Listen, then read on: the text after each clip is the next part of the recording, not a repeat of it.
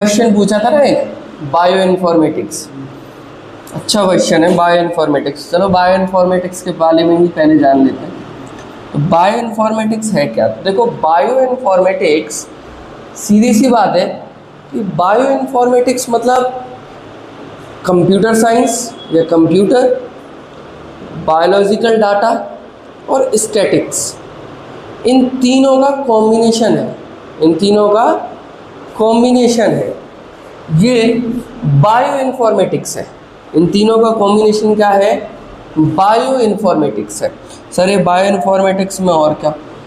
देखो, bio informatics के बहुत इंपॉर्टेंट यूजेस हैं आज के टाइम पे, क्योंकि अब टेक्नोलॉजी इतनी इवॉल्व कर गई है, इतनी ज़्यादा इवॉल्व कर गई है कि हम बहुत आसानी से कुछ चीज़ें अचीव कर सकते हैं बायो इन्फॉर्मेटिक्स की मदद से।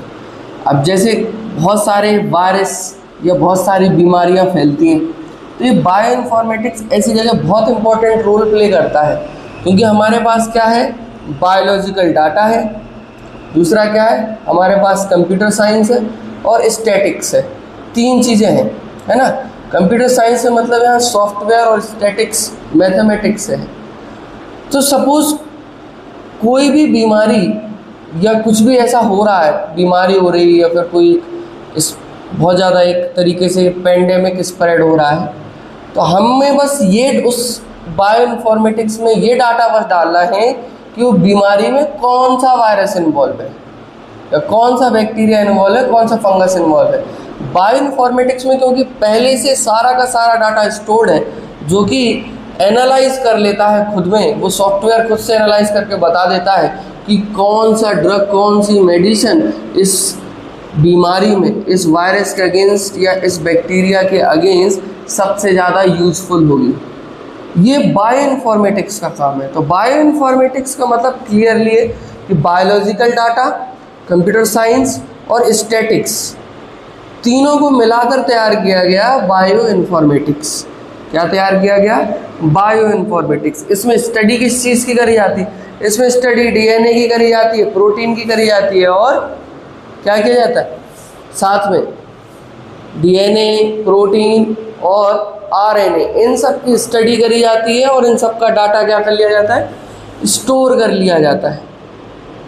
हमारे सारे के सारे pedigree analysis A to Z।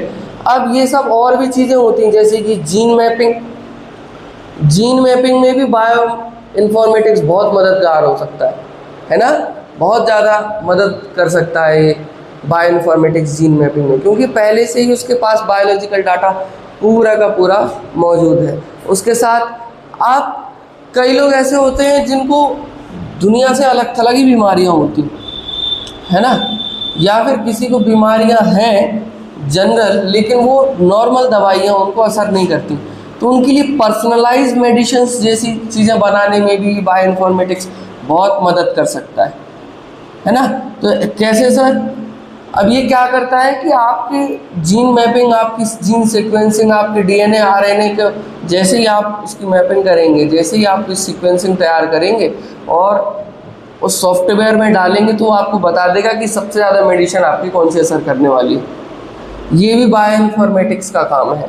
उसके बाद आप ड्रग डिस्कवरी तो अभी हमने बता दिया आपको, कोई पेंडेमिक आता है या फिर कोई बीमारी ऐसी जो अचानक से स्प्रेड कर रही है, तो उसमें भी ये मदद कर सकता है। तो बायो इन्फॉर्मेटिक्स एक तरीके से कह सकते हैं कि एक तरीके से एवॉल्व्ड साइंस है, जो कंप्यूटर साइंस, मैथमेटिक्स यानी स्टैटिक्स और बायोलॉजी या बायोलॉजिकल डाटा, तीनों को मिलाकर बनाया गया है।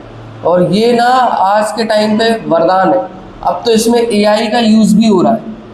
अब तो ना इसमें एआई का यूज़ भी हो रहा है और बहुत यूज़फुल है। मतलब ये मान के चलो कि बहुत ज़्यादा यूज़फुल है, और आगे आने वाले टाइम में इसका यूज़ और ज़्यादा बढ़ना है। तो बायो इन्फॉर्मेटिक्स अच्छी फील्ड है, लेकिन इसमें करियर ऑप्शन आप पूछ रहे थे, इसमें करियर ऑप्शन क्या है? तो करियर ऑप्शन फ़िलहाल में इंडिया में अभी कम है, लेकिन आप बाहर देशों में जाओगे, जैसे कि चाइना हो गया, इसमें बहुत रिसर्च, बहुत पैसा डाल रहा है बायो इन्फॉर्मेटिक्स में चाइना। जापान बहुत ज़्यादा पैसा डाल रहा है इसमें, जापान भी बहुत ज़्यादा पैसा डाल रहा है इसमें बायो इन्फॉर्मेटिक्स में। तो अब ये उन देशों में ज़्यादा पॉसिबल है जहाँ रिसर्च करना भी आसान हो और टेक्नोलॉजी में ज़्यादा इन्वेस्ट करते हो।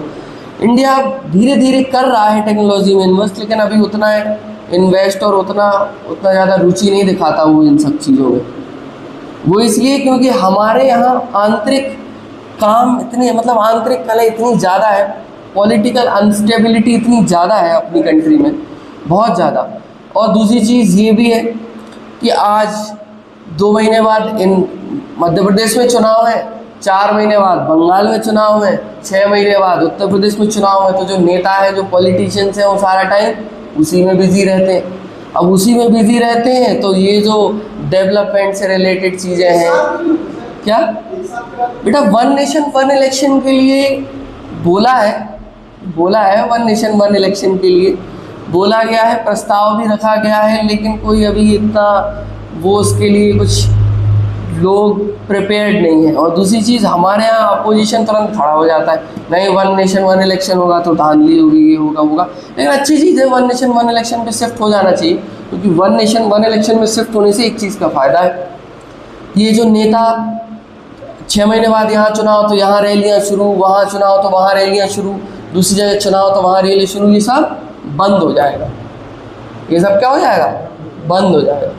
ये सब बंद हो जाएगा तो जो भ्रष्टाचार है वो भी कम हो जाएगा। थोड़ा बहुत जो पॉलिटिशियंस हैं वो अपने कॉन्स्टिट्यूएंसी में ध्यान भी देंगे।